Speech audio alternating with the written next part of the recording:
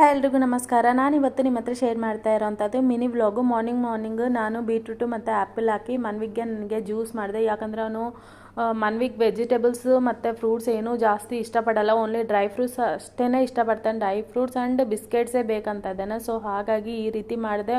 ಒಂಚೂರು fibre content and beetroot is very good for health, beetroot and apple ಅಲ್ವಾ. So ಹಾಗಾಗಿ ನನಗೆ ಮನ್ವಿಗೆ ಇಬ್ಬರಿಗೂ ಮಾಡಿದೆ. ಆದಮೇಲೆ ಜಾಸ್ತಿ ವೆಜಿಟೇಬಲ್ಸ್ ಹಾಕಿ ಮತ್ತು ತೂರ್ ದಾಲ್ ಮತ್ತು ಇದು ಹೆಸ್ರು ಬೇಳೆ ಬರುತ್ತಲ್ಲ, ಅದು ಎರಡು ಸೇರಿಸಿ ಜಾಸ್ತಿ ತರಕಾರಿ ಬೀನ್ಸು, ಆಲೂಗಡ್ಡೆ, ಬೀಟ್ರೂಟು, ಬದನೆಕಾಯಿ ಮತ್ತು ಟೊಮೆಟೊ, ಈರುಳ್ಳಿ ಹಾಕ್ಬಿಟ್ಟು ಒಂಚೂರು ಹುಳಿ ಹಾಕ್ಬಿಟ್ಟು ಸಾಂಬಾರು ಪುಡಿ, ಒಂಚೂರು ಖಾರ, ಉಪ್ಪು ಎಲ್ಲ ಸೇರಿಸ್ಬಿಟ್ಟು ಒಗ್ಗರಣೆ ಕೊಟ್ಟರೆ ಸಾಂಬಾರು ರೆಡಿ ಆಗುತ್ತೆ. ಈ ಥರ ಸಾಂಬಾರಲ್ಲಿ ತರಕಾರಿ ಕ್ಯೂಚ್ಬಿಟ್ಟು ಫೀಡ್ ಮಾಡಿದ್ರೆ ತಿಂತಾನಲ್ವ, ಫೈಬರ್ ಕಂಟೆಂಟ್ ಬರುತ್ತೆ. ಮತ್ತು ತೂರ್ ದಾಲೆಲ್ಲ ಪ್ರೋಟೀನ್ ಜಾಸ್ತಿ ಇರುತ್ತಲ್ಲ.